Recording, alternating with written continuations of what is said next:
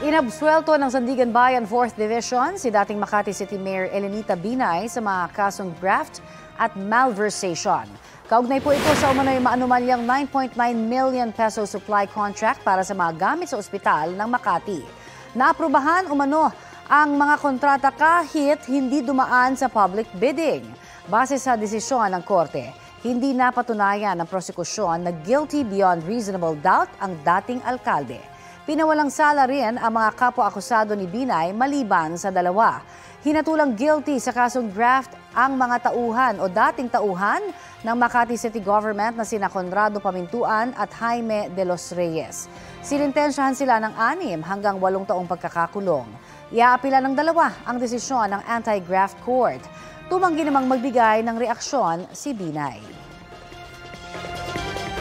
Kapuso, para sa mga maiinit na balita, mag-subscribe sa GMA Integrated News sa YouTube. Sa mga kapuso naman abroad, subaybayan nyo kami sa GMA Pinoy TV at sa www.gmanews.tv.